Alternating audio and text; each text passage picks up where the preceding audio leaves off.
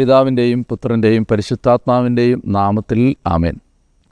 ഈശോയിൽ ഏറ്റവും സ്നേഹമുള്ള സഹോദരി സഹോദരന്മാരെ, യോഹന്നാൻ്റെ സുവിശേഷ പഠനത്തിലേക്ക് ഒരിക്കൽ കൂടി ഏറ്റവും സ്നേഹത്തോടെ പ്രാർത്ഥനയോടെ നിങ്ങളെല്ലാവരെയും സ്വാഗതം ചെയ്യാൻ കർത്താവിൽ ഞാൻ അതിയായി സന്തോഷിക്കുന്നു. ദൈവം തന്ന അസുലഭമായ ഈ അവസരത്തിന്, കർത്താവ് തരുന്ന ഈ കൃപാവരത്തിന് ഞാൻ ദൈവത്തെ മഹത്വപ്പെടുത്തുകയും ചെയ്യുന്നു. നമ്മൾ പലയിടങ്ങളിലാണെങ്കിലും, പല ഭൂഖണ്ഡങ്ങളിലിരുന്ന്, പല രാജ്യങ്ങളിലിരുന്ന്, ഇന്ത്യയുടെ പല സംസ്ഥാനങ്ങളിലിരുന്നു വചനം പഠിക്കുന്ന അനേകരെ കാണാനിടയായിട്ടുണ്ട്. ഇപ്രകാരം ദൈവം തന്ന ഈ ഒരു അവസരം അമൂല്യമാണ് എന്ന് തിരിച്ചറിഞ്ഞുകൊണ്ട് നമുക്ക് ഇന്നത്തെ വചന പഠനത്തിലേക്ക് പ്രവേശിക്കാം. സാധാരണയായി നമ്മൾ ചെയ്യാറുള്ളതുപോലെ വചനത്തിൻ്റെ അമ്മയായ പരിശുദ്ധ കന്യകാമാതാവിൻ്റെ മധ്യസ്ഥതയും പ്രാർത്ഥനയും നമുക്കിന്നും യാചിച്ച് പ്രാർത്ഥിച്ചുകൊണ്ട് ഇന്നത്തെ എപ്പിസോഡ് ആരംഭിക്കാം. നന്മ നിറഞ്ഞ മറിയമേ സ്വസ്തി, കർത്താവ് അങ്ങയുടെ കൂടെ സ്ത്രീകളിൽ അങ്ങ് അനുഗ്രഹിക്കപ്പെട്ടവളാകുന്നു. അങ്ങയുടെ ഉദരഫലമായ ഈശോ അനുഗ്രഹിക്കപ്പെട്ടവനാകുന്നു.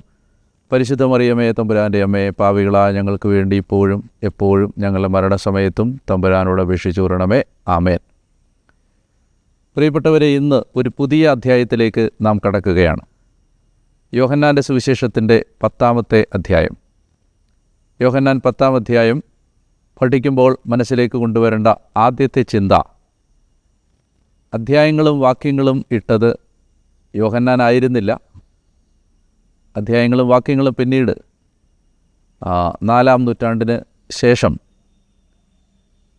വന്ന ഒരു ക്രമീകരണമാണ് എന്ന് യോഹന്നാൻ പഠിക്കുമ്പോൾ മാത്രമല്ല, എല്ലാ സുവിശേഷങ്ങളും പഠിക്കുമ്പോൾ നമ്മൾ ഹൃദയത്തിൽ വെക്കേണ്ട ഒരു ബോധ്യമാണത്. എന്തുകൊണ്ടാണ് അങ്ങനെ നമ്മൾ ചിന്തിക്കേണ്ടത് എന്ന് ചോദിച്ചാൽ, യോഹന്നാൻ എഴുതുന്നത് 1-ാം അധ്യായം, 2-ാം അധ്യായം, 3-ാം അധ്യായം, 4-ാം അധ്യായം, 9-ാം അധ്യായം, 10-ാം അധ്യായം എന്ന വിധത്തിലല്ല. യോഹന്നാൻ ഒരു നാരേറ്റീവ്, ഒരു കഥ, തൻ്റെ മനസ്സിലുണ്ടായിരുന്ന യേശു അനുഭവം ഒറ്റ ഒരു സംഭവമായി എഴുതി അവതരിപ്പിച്ചുകൊണ്ടേയിരിക്കുകയാണ്. അധ്യായങ്ങളിൽ നമ്മൾ നിന്നാലുള്ള പ്രശ്നം, ഒരു സ്വാഭാവിക വായനക്കാരൻ എന്ന നിലയിൽ നമുക്ക് തോന്നാനിടയുണ്ട് 9-ാം അധ്യായം ചർച്ച ചെയ്യുന്നത് ഒരു വിഷയം, 10-ാം അധ്യായം ചർച്ച ചെയ്യുന്നത് മറ്റൊരു വിഷയം, 11 വേറൊരു വിഷയം. ഇങ്ങനെ തോന്നാനിടയുള്ളതുകൊണ്ട് നമുക്ക് ഈ കഥാസന്ദർഭത്തിൻ്റെ തുടർച്ചയെക്കുറിച്ച് വേണ്ടത്ര വ്യക്തത കിട്ടണം എന്നില്ല. നമുക്ക് യോഹന്നാൻ ഉദ്ദേശിക്കുന്ന കാര്യങ്ങൾ ചിലപ്പോൾ മനസ്സിലാകാതെ പോകും.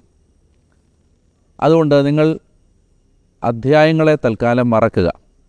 നമുക്കൊരു പ്രായോഗികമായ പരിചയത്തിനും ബൈബിളിൽ ചില കാര്യങ്ങൾ എവിടെയാണ് എന്ന് കണ്ടെത്തുന്നതിനും വേണ്ടി മാത്രം അധ്യായങ്ങളെ ആശ്രയിക്കുക. ഒരു കഥാസന്ദർഭത്തെ വിശദീകരിക്കുമ്പോൾ അധ്യായങ്ങൾ അത്ര പ്രസക്തമല്ല. ഞാൻ ഇത്രയും ഈ അധ്യായങ്ങളെയും വാക്യങ്ങളെയും കുറിച്ച് പറയാൻ കാരണം, 9-ാം അധ്യായം ചർച്ച ചെയ്തുകൊണ്ട് വന്ന വിഷയങ്ങളുടെ തുടർച്ച തന്നെയാണ് 10-ാമത്തെ അധ്യായം.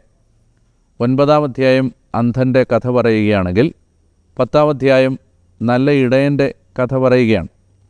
അപ്പോൾ 9-ഉം 10-ഉം തമ്മിൽ കഥാസന്ദർഭത്തിൽ തുടർച്ചയുണ്ട്, സംഭവങ്ങളുടെ തുടർച്ചയുണ്ട്, ആശയങ്ങളുടെ തുടർച്ചയുണ്ട്. അതുകൊണ്ട് നമ്മൾ ഇത്തരം കാര്യങ്ങൾ മനസ്സിലാക്കാതെ ബൈബിൾ പഠിച്ച് മുന്നോട്ട് പോയാൽ നമുക്കിതിനെ വേണ്ടത്ര പ്രാധാന്യത്തോടെ ഗ്രഹിക്കാൻ കഴിയാതെ പോകും എന്നുള്ളതുകൊണ്ട് നമ്മൾ 10-ാം അധ്യായം പഠിക്കുമ്പോൾ 9-ാം അധ്യായത്തിലെ സന്ദർഭങ്ങളെ മനസ്സിലേക്ക് കൊണ്ടുവന്നിട്ട് വേണം 10-ാം അധ്യായത്തെ മനസ്സിലാക്കാൻ. നമ്മൾ വായിച്ചു കൊണ്ടുവന്ന യോഹന്നാൻ്റെ സുവിശേഷത്തിൻ്റെ യേശു വിവരണം നമ്മൾ അവസാനിപ്പിച്ചത്, അന്ധനായ മനുഷ്യനെ യേശു അറിയുകയാണ്. അന്ധനായ മനുഷ്യനെ പരിസേയർ സിനഗോഗിൽ നിന്ന് പുറത്താക്കി എന്ന് യേശു അറിയുകയാണ്. പിന്നീട് വഴിമധ്യേ വെച്ച് അവനെ കണ്ടുമുട്ടുമ്പോൾ യേശു അവനോട്, നീ മനുഷ്യപുത്രനിൽ വിശ്വസിക്കുന്നുവോ? നിനക്ക് രക്ഷ ആവശ്യമുണ്ടോ എന്ന് ചോദിക്കുകയും അവൻ യേശു രക്ഷകനാണ് എന്ന ബോധ്യത്തിലേക്ക് പരിശുദ്ധാത്മാവ് അവനെ നയിക്കുകയും അവൻ യേശുവിനെ ആരാധിച്ച് രക്ഷകനായി സ്വീകരിക്കുകയും ചെയ്യുന്ന ഒരിടത്താണ് ഇത് അവസാനിച്ചത്. അതുപോലെ തന്നെ ഈശോ പരിസേയരെ, യഹൂദ നേതാക്കന്മാരെ കുറ്റപ്പെടുത്തുന്നുകൊണ്ട് കാഴ്ചയില്ലാത്തവർ കാണുകയും അന്ധർക്ക് കാഴ്ച കിട്ടുകയും കാഴ്ചയുണ്ട് എന്ന് ഭാവിക്കുന്നവർ അന്ധരായി തീരുകയും ചെയ്യുന്ന ഒരു ന്യായവിധിക്കായിട്ടാണ് ഞാൻ ഈ ലോകത്തിലേക്ക് വന്നത്. അപ്പോൾ ഇത്രയും സന്ദർഭങ്ങൾ മനസ്സിൽ വെച്ചിട്ട് വേണം ഇനി 10-ാം അധ്യായം നമ്മൾ വായിക്കാൻ. 10-ാം അധ്യായത്തിൻ്റെ ആദ്യത്തെ 6 വാക്യങ്ങൾ നമ്മൾ ഇന്ന് ധ്യാനിക്കാനായി പോകുന്നു. 10-ാം അധ്യായത്തിൻ്റെ ആദ്യത്തെ 6 വാക്യങ്ങൾ.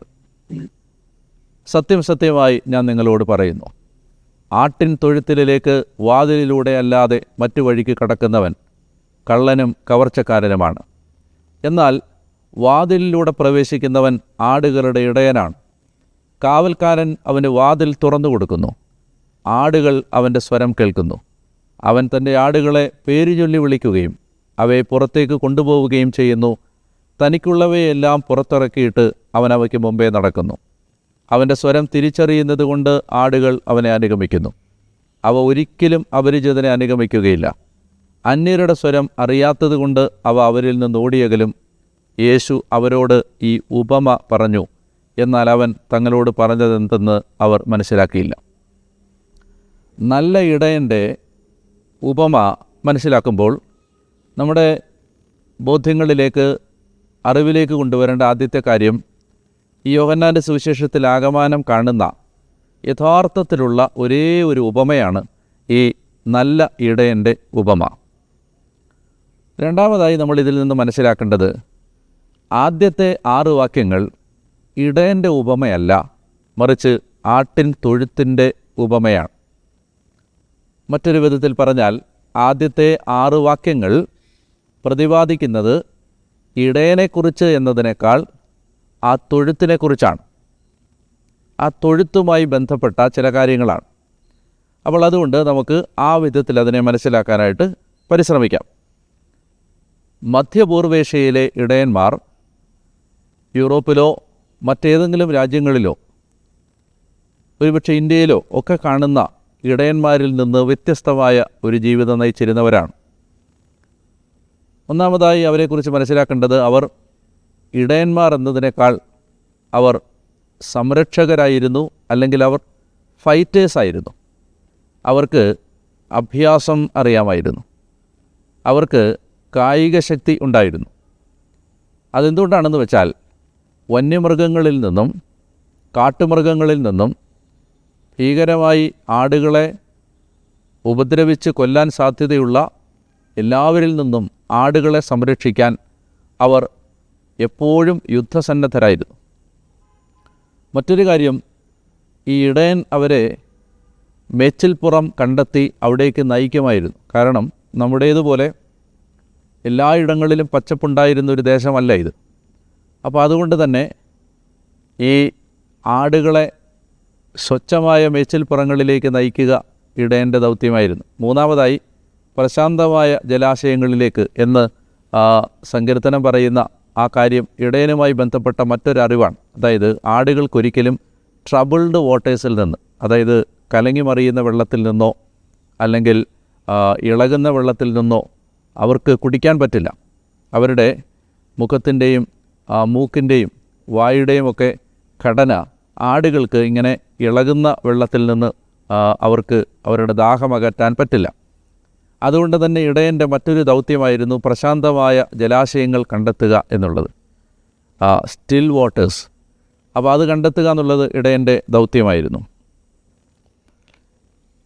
ഇത് ഇടയനുമായി ബന്ധപ്പെട്ട ചില സൂചനകൾ നമ്മൾ ആമുഖമായി മനസ്സിലാക്കുന്നു. ഇനി മറ്റൊരു കാര്യം ഇവിടെ തിരിച്ചറിയേണ്ടത്, ഈ ആട്ടിൻകൂട്ടത്തിൻ്റെയും അതുപോലെ തന്നെ ഇടയൻ്റെയും ഉപമയിൽ യേശു പ്രതിപാദിക്കാൻ ആഗ്രഹിക്കുന്ന തീമുകൾ 9-ാം അധ്യായത്തിൽ നിന്ന് വ്യത്യസ്തമായ ഒരു തീം അല്ല, മറിച്ച് ഇത് 9-ാം അധ്യായത്തോട് വളരെ പ്രത്യക്ഷമായി ബന്ധപ്പെട്ട ഒരു ആശയമാണ് യേശു പഠിപ്പിക്കാൻ ആഗ്രഹിക്കുന്നത്.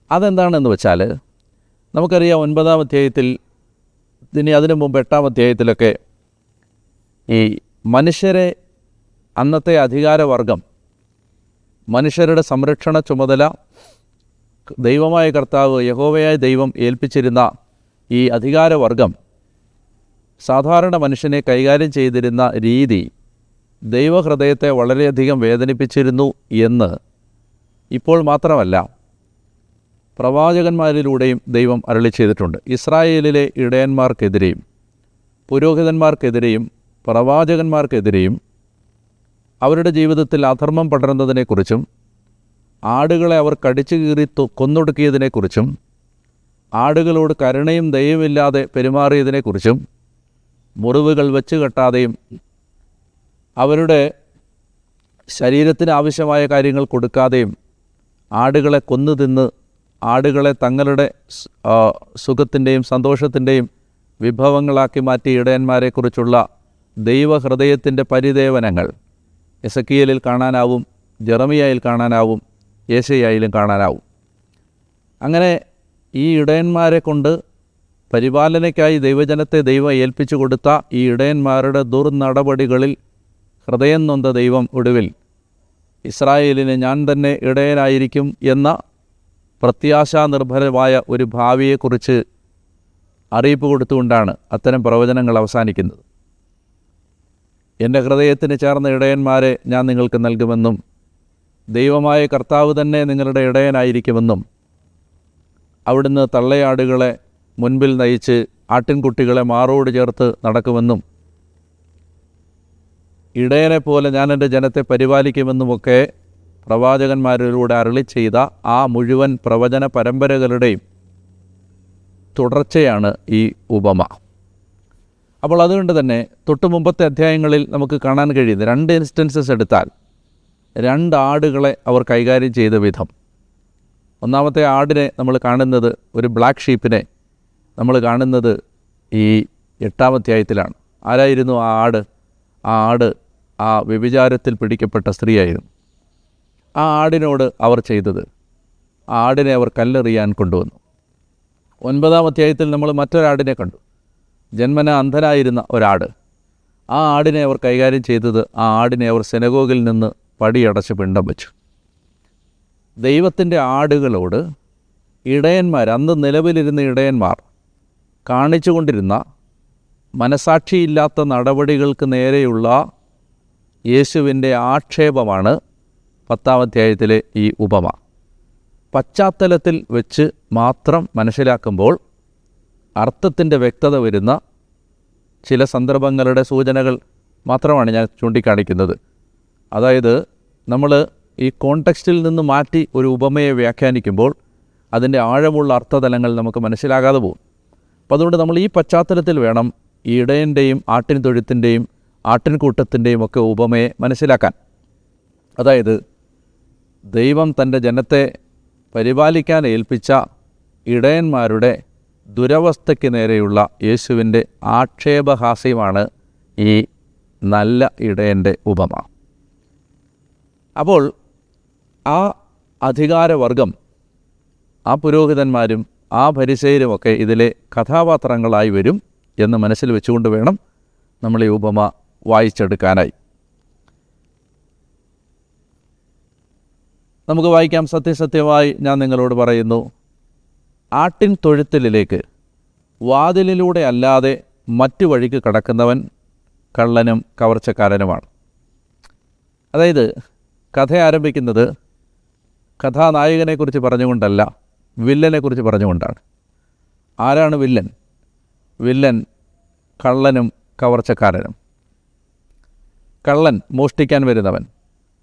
കവർച്ചക്കാരൻ എന്നതിന് കലാപകാരി എന്നൊരർത്ഥം കൂടിയുണ്ട് ഉപയോഗിക്കുന്ന വാക്കിന്. കാരണം ഈ ബറാബാസുമായി ബന്ധപ്പെട്ട് സുവിശേഷത്തിൽ ഉപയോഗിക്കുന്ന വാക്കും സമാനമായൊരു വാക്കാണ്. അപ്പോൾ രക്തം ചൊരിയുന്നവൻ, കലാപം ഉണ്ടാക്കുന്നവൻ, മോഷ്ടിക്കാൻ വരുന്നവൻ. അപ്പോൾ ഇവനാണ് വില്ലൻ. ആട്ടിൻ തൊഴുത്തിലേക്ക് വാതിലിലൂടെ അല്ലാതെ മറ്റു വഴിക്ക് കടക്കുന്നവൻ. ഈ ഒറ്റ വാക്യത്തിനകത്ത് ഈശോ ഒളിപ്പിച്ചു വെക്കുന്ന ഒരു ആശയപ്രപഞ്ചമുണ്ട്.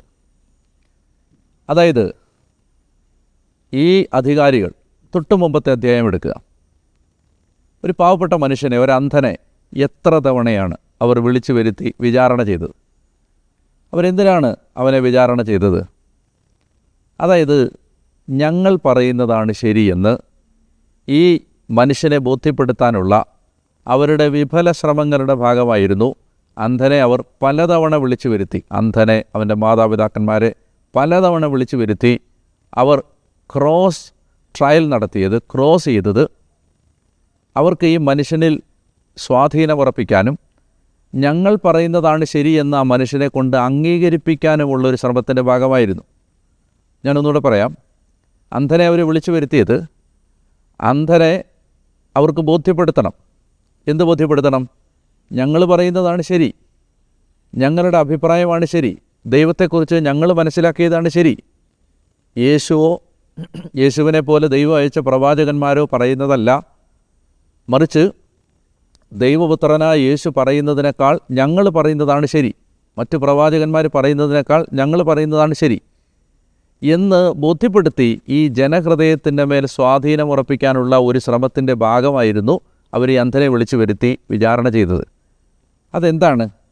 മറ്റു വഴിക്ക് ആടുകളുടെ ഹൃദയത്തിലേക്ക് പ്രവേശിക്കാനുള്ള ഒരു ശ്രമമായിരുന്നു അത്. അതിനു നേരെയുള്ള യേശുവിൻ്റെ ആക്ഷേപമാണ് ആട്ടിൻ തൊഴുത്തിലേക്ക്, ആടുകളുടെ ഹൃദയത്തിലേക്ക്, ആടുകളുടെ വാസസ്ഥലത്തിലേക്ക് മറ്റു വഴിക്ക് കടക്കുന്നവൻ ശരിയായ മാർഗത്തിലൂടെ അല്ലാതെ. യേശുവിൻ്റെ സമീപനം എന്താണ്? യേശു സത്യസന്ധമായി കാര്യങ്ങൾ വിശദീകരിക്കുന്നു. ആരെയും ഭീഷണിപ്പെടുത്തുന്നില്ല, ആരെയും നിർബന്ധിക്കുന്നില്ല, സുവിശേഷം സ്വീകരിക്കാൻ ആരുടെയും കഴുത്തിലേക്ക് കത്തിമുന ചേർത്ത് വെച്ച് ഭീഷണിപ്പെടുത്തുന്നില്ല, ബോംബെറിയുന്നില്ല, സ്ഫോടക വസ്തുക്കൾ കൊണ്ട് നിറച്ച് സുവിശേഷം സ്വീകരിക്കാത്ത ആളുകളുടെ കൂടാരങ്ങളെ പൊട്ടിച്ച് തകർക്കുന്നില്ല. തീവ്രവാദം യേശുവിൻ്റെ സുവിശേഷത്തിൻ്റെ വഴിയല്ല. അതായത് ഒരാശയം ജനങ്ങളിലേക്ക് എത്തിക്കാൻ, ഒരാശയം ജനങ്ങൾ സ്വീകരിക്കാൻ, തങ്ങൾ പറയുന്ന ഒരു മതവിശ്വാസത്തെ ആളുകളിലേക്ക് അടിച്ചേൽപ്പിക്കാൻ ആയുധം ഉപയോഗിക്കുകയും അതുപോലെ തന്നെ അക്രമമാർഗങ്ങൾ ഉപയോഗിക്കുകയും ഗൂഢമായ പദ്ധതികൾ ആവിഷ്കരിക്കുകയും ചെയ്യുന്ന ജനവിഭാഗങ്ങളെ നമ്മൾ കാണാറുണ്ട്, മതസമൂഹങ്ങളെ നമ്മൾ കാണാറുണ്ട്. കർത്താവ് പറയുകയാണ്, അവരൊക്കെ കള്ളന്മാരും കള്ളനും കവർച്ചക്കാരനുമാണ്. എന്നാൽ വാതിലിലൂടെ വരുന്നവൻ ഇടയനാണ് എന്ന് പറഞ്ഞാൽ നിങ്ങളെ സമ്മർദ്ദങ്ങളില്ലാതെയാക്കിയാണ് യേശു നിങ്ങളുടെ ഹൃദയത്തിലേക്ക് വരുന്നത്. വളരെ ചുരുക്കം ചില ആളുകളെങ്കിലും സുവിശേഷം പങ്കുവെക്കുന്നതിനിടയിൽ വീടാന്തരം കയറിയിറങ്ങി മനുഷ്യരെ ഭയപ്പെടുത്തി സുവിശേഷം അവരെ കൊണ്ട് സ്വീകരിപ്പിക്കാൻ പരിശ്രമിക്കുന്ന ചില ആളുകളെക്കുറിച്ച് കേൾക്കാനിടയായിട്ടുണ്ട്. കള്ളനും കവർച്ചക്കാരനുമാണ്. യേശുവിൻ്റെ രീതി, യേശുവിൻ്റെ ശൈലി അതല്ല. യേശു സുതാര്യമായി, സമ്മർദ്ദങ്ങളില്ലാതെ, നിർബന്ധങ്ങളില്ലാതെ, നിങ്ങളുടെ ഹൃദയത്തിൽ ഒരിക്കലും ഒരു സമ്മർദ്ദം കെട്ടിവെക്കാതെ സുവിശേഷത്തിൻ്റെ നിർമ്മല സത്യങ്ങളുമായി നിങ്ങളുടെ ജീവിതത്തിലേക്ക് കടന്നു വരുന്ന ഒരാളാണ്. അതാണ് ഈശോ പറയുന്നത്, ആട്ടിൻ തൊഴുത്തിലേക്ക് വാതിലിലൂടെ അല്ലാതെ മറ്റു വഴിക്ക് കടക്കുന്നവൻ. അപ്പോൾ ഈ പ്രയോഗം ആ അധികാരവർഗത്തിന് നേരെയുള്ള യേശുവിൻ്റെ ആക്ഷേപമാണ്. മനുഷ്യനെ പ്രഷർ ചെയ്ത്, ഭീഷണിപ്പെടുത്തി, നിർബന്ധിച്ച്, വഴക്കിട്ട്, ശാസിച്ച്, ഉപദ്രവിച്ച് അവരുടെ മേൽ സ്വാധീനം ചെലുത്തുന്ന യഹൂദ നേതാക്കന്മാരെ പോലെയോ പരിസയരെ പോലെയോ അല്ല ഞാൻ വാതിലിലൂടെ പ്രവേശിക്കുന്നവനാണ്. മറ്റു വഴിക്ക് കടക്കുന്നവൻ കള്ളനും കവർച്ചക്കാരനുമാണ്. എന്നാൽ വാതിലിലൂടെ പ്രവേശിക്കുന്നവൻ ആടുകളുടെ ഇടയനാണ്. വാതിലിലൂടെ പ്രവേശിക്കുന്നവൻ ആടുകളുടെ ഇടയനാണ്. കാവൽക്കാരൻ അവന് വാതിൽ തുറന്നു കൊടുക്കും. അതായത് നമ്മളൊരു പ്രത്യേക പശ്ചാത്തലത്തിൽ വേണം ഇതിനെ മനസ്സിലാക്കാൻ. രാത്രിയിൽ ഇസ്രായേലിലെ ഇടയന്മാർ ആടുകളെ നയിച്ചുകൊണ്ട് പോയിരുന്നില്ല. രാത്രി അവർക്ക് വിശ്രമിക്കാനുള്ള സമയമായിരുന്നു. അപ്പോൾ ഈ രാത്രിയിൽ നമ്മൾ കാണുന്നത് ഇസ്രായേലിലെ ഇടയന്മാർ തൊഴുത്തിലേക്ക് ആടുകളെ പ്രവേശിപ്പിക്കുന്നു. തൊഴുത്ത് ഒരാളുടെ മാത്രം ഷീപ്പ് ഫോൾഡ് അല്ല, ഒരാളുടെ മാത്രം തൊഴുത്തല്ല, മറിച്ച് ഈ തൊഴുത്തിൽ 25 ആടുകൾ ഒരു ഇടയൻ്റെ, 50 ആടുകൾ വേറൊരു ഇടയൻ്റെ, 10 ആടുകൾ വേറൊരു ഇടയൻ്റെ, ഇങ്ങനെ പല ഇടയന്മാരുടെ ആട്ടിൻകൂട്ടങ്ങളും ഈ തൊഴുത്തിൽ ഉണ്ടായിരുന്നു. അപ്പോൾ തൊഴുത്ത് എന്ന് പറയുന്നത് ഒരു മതിൽക്കെട്ട്, ആ മതിൽക്കെട്ടിന് ഒരു തടി കൊണ്ടുള്ള വാതിൽ. അപ്പോൾ ഇങ്ങനെയുള്ള ആ വാതിലിന് വെളിയിൽ ഒരു കാവൽക്കാരനുണ്ടാവും. പല ഇടയന്മാരുടെ പല കൂട്ടം ആടുകൾ ഈ തൊഴുത്തിനകത്തുണ്ട്. ഈ വാതിലിനൊരു വാതിൽ കാവൽക്കാരനുണ്ട്. വാതിൽ കാവൽക്കാരനെ ആടുകളുടെ ഉത്തരവാദിത്വം ഏൽപ്പിച്ചിട്ട് രാത്രിയിൽ ഇടയന്മാർ ഉറങ്ങാൻ പോകുന്നു. കാവൽക്കാരനാണ് ഈ ആടുകളുടെ കാവൽ. അപ്പോൾ അങ്ങനെ ഈ കാവൽക്കാരൻ ഇടയനല്ലാത്ത ഒരാൾക്ക് വാതിൽ തുറന്നു കൊടുക്കില്ല. അതുകൊണ്ട് കള്ളനും കവർച്ചക്കാരനും ഈ ആടുകളെ മോഷ്ടിച്ചെടുത്ത് കൊണ്ടുപോകാൻ വരുന്നവനും ആടുകളെ കൊന്ന് തിന്നാൻ പരിശ്രമിക്കുന്നവനും ഈ വാതിലിലൂടെ വരില്ല. അവൻ മതിൽ ചാടിയോ മറ്റു മാർഗങ്ങളിലൂടെയാണ് ഈ തൊഴുത്തിലേക്ക് പ്രവേശിക്കുന്നത്. കാവൽക്കാരൻ വാതിൽ തുറന്നു കൊടുക്കുന്നത് ഇടയന് മാത്രമാണ്. കാവൽക്കാരൻ ആരാണ് എന്നതിന് ഉപമയിൽ സൂചനകളൊന്നുമില്ല. ചില ആളുകളെങ്കിലും പറയാറുണ്ട്, പിതാവായ ദൈവമാണ് ഈ കാവൽക്കാരൻ. ഇടയൻ സംരക്ഷിക്കുന്ന ആടുകളെ എല്ലാം ഇടയൻ കൊണ്ടുവന്ന് സുരക്ഷിതമായി പാർപ്പിക്കുന്ന ആ തൊഴുത്തിൻ്റെ കാവൽക്കാരൻ ദൈവപിതാവാണ് എന്ന നിലയിലുള്ള വ്യാഖ്യാനങ്ങൾ വായിക്കാനിടയായിട്ടുണ്ട്. എന്തു ആവട്ടെ, കാവൽക്കാരൻ ഇടയന് മാത്രമാണ് വാതിൽ തുറന്നു കൊടുക്കുന്നത്. ഇനി ഇടയൻ എന്ത് ചെയ്യുന്നു? അവൻ തൻ്റെ ആടുകളെ പേര് ചൊല്ലി വിളിക്കുകയും അവരെ പുറത്തേക്ക് നയിക്കുകയും ചെയ്യുന്നു. വളരെ മനോഹരമായൊരു സൂചനയാണ്. അതായത് ഞാൻ നേരത്തെ പറഞ്ഞു 25 ആടുകൾ ഒരു ഇടയൻ്റെ, ഇനി അടുത്ത 50 ആടുകൾ വേറൊരിടയൻ്റെ, ഇങ്ങനെ പല ഗ്രൂപ്പുകളിലായി ഇടയന്മാരുടെ ആടുകളുണ്ട്. ഇനി ഇവരെല്ലാം തമ്മിൽ നിങ്ങൾ വിചാരിക്കുന്നുണ്ടോ സ്കൂൾ അസംബ്ലിക്ക് കുട്ടികൾ നിൽക്കുന്നത് പോലെ അച്ചടക്കത്തോടെ നിൽക്കുമെന്ന് നിങ്ങൾ ആരെങ്കിലും വിചാരിക്കുന്നുണ്ടോ? ഈ ആടുകൾ തമ്മിൽ കൂടിക്കലരും. ഇനി ഒരു ഇടയൻ എങ്ങനെ തൻ്റെ ആടുകളെ പുറത്തേക്ക് കൊണ്ടുപോകും? അതിന് ഇസ്രായേലിലെ ഇടയന്മാർക്ക് ആടുകളോട് വ്യക്തിപരമായ ബന്ധമുണ്ടായിരുന്നു. നിങ്ങളൊന്ന് ആലോചിച്ച് നോക്കുക, 10 കൊല്ലം, 5 കൊല്ലം, 2 കൊല്ലം, 20 കൊല്ലമൊക്കെ ആടുകളുടെ കൂടെ താമസിക്കുന്ന ഇടയൻ. ഈ ആടും ഇടയനും തമ്മിൽ അഗാധമായ ഒരു ആത്മബന്ധമുണ്ട്.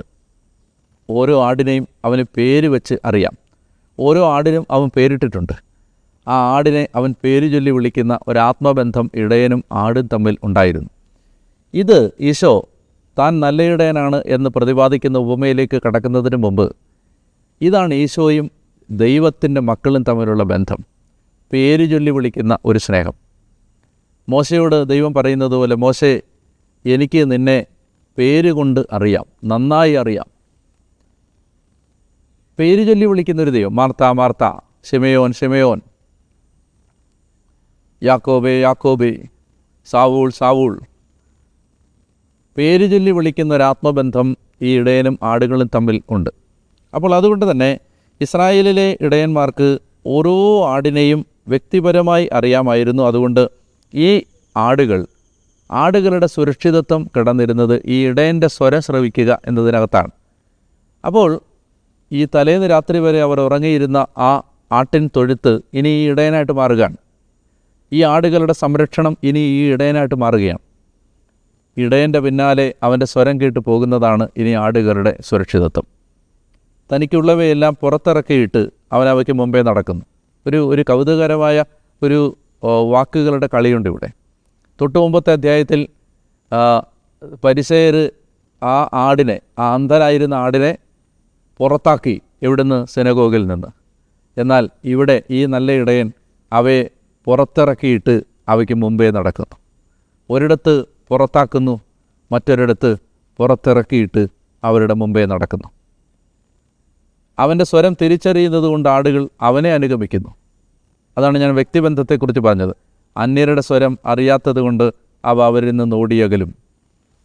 അപ്പോൾ ഇവിടെ ഈ ഉപമയിൽ ഈശോ പറയാൻ ശ്രമിക്കുന്നത് താൻ ഈ തൊട്ടു മുമ്പ് നമ്മൾ കണ്ട ആ യഹൂദ പ്രമാണികളെ പോലെയോ അധികാരികളെ പോലെയോ പരിസേയരെ പോലെയോ അല്ല, മറിച്ച് താൻ ആടുകളെ വ്യക്തിപരമായി അറിയുന്ന, ആടുകളെ പ്രശാന്തമായ ജലാശയങ്ങളിലേക്ക് നയിക്കുന്ന, നല്ല മേച്ചിൽപ്പുറങ്ങൾ ആടുകൾക്ക് വേണ്ടി കണ്ടെത്തുന്ന, ആടുകൾക്ക് വേണ്ടി തൻ്റെ ജീവൻ കൊടുക്കാൻ സന്നദ്ധനായ, ആടുകളെ തൻ്റെ സ്വരത്തിൻ്റെ നിയന്ത്രണ വഴിയിലൂടെ നയിച്ചുകൊണ്ടിരിക്കുന്ന, ആടുകളുടെ സുരക്ഷിതത്വത്തിന് വേണ്ടി ഫൈറ്റ് ചെയ്യുന്ന ഒരു ഇടയൻ താനാണ് എന്നതിലേക്ക് കടക്കുന്നതിന് മുമ്പുള്ള ഒരു ഒരുക്കമായിരുന്നു ആദ്യത്തെ 6 വാക്യങ്ങൾ.